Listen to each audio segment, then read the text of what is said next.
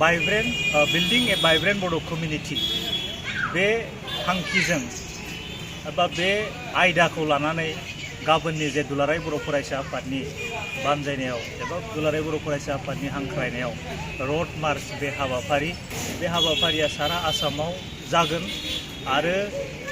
बेबादिनो क'क्राझार जिल्ला दुलाराय बर' फरायसा आफादनि सिङावबो मोनथाम जे थावनियाव जागोन बियो क'क्राझार गसाइगाव साब डिभिजन आरो फटबरजरा साब डिभिजन बे मोनथाम जायगायाव बेलासिनि 3 रिंगानिफ्राय बेयाव जागोन। बेयाव दुलाराय बर' फरायसा आफादनि मावथिफोर, दुलाराय बर' फरायसा आफादनि बारग' दैदेनगिरिफोर आरो जोंनि वेल विजार्सफोर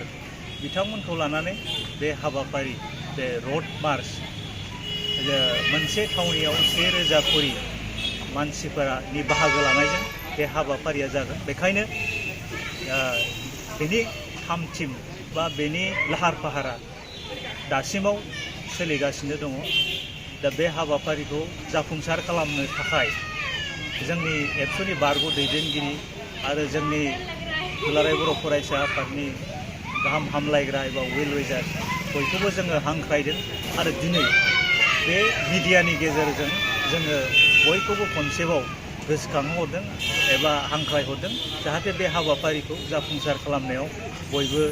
मदद होफैयो आरो बेजों जोंनि हारिनि खौसेथि,